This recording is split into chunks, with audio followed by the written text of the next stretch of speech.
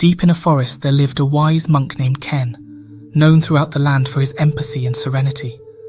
One day a young man ventured into the forest, seeking relief from the storms of life. The traveller, burdened by recent misfortune, found Ken seated by a small fire. As the young man shared his tale of woe, Ken listened intently, his eyes mirroring the fire's glow. The traveller recounted how a disagreement with a dear friend had left him feeling deeply betrayed and hurt by the ordeal. "Why does life deal us these bitter blows? What did I do to deserve this suffering?" the traveller lamented. "It's as if we are helpless before the whims of fate."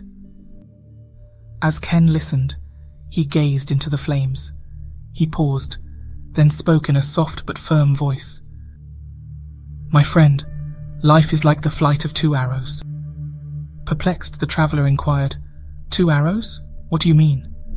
"Imagine," Ken began, "that the first arrow is the event itself, the problem, the hardship, the misfortune that strikes us.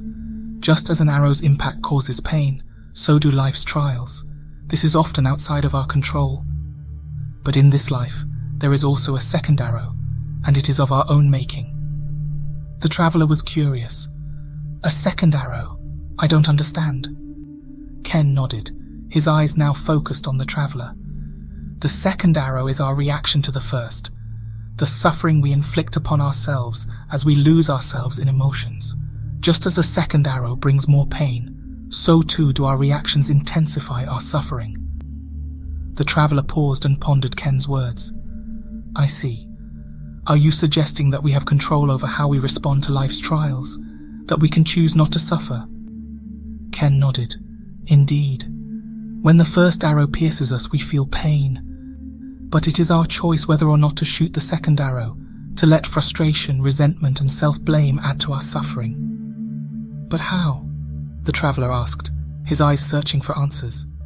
Ken's gaze grew distant, as if he were peering into the heart of the forest. "Here lies a choice we can make only internally, not externally," he said softly.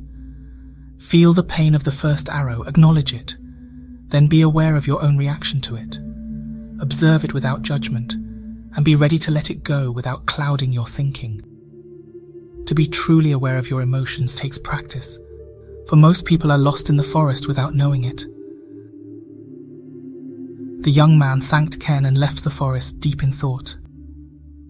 In the coming days, he began to get a sense of the second arrow that Ken spoke of. He started to notice its invisible influence on his psyche as he lived each day, and felt once again the pain it inflicted as he navigated life's challenging moments. However, this time, instead of falling into the trap of his own grievances, he made it a point to try and let go of his grip on the second arrow. Slowly, he learned that while pain is inevitable in life, suffering was a choice only he could make.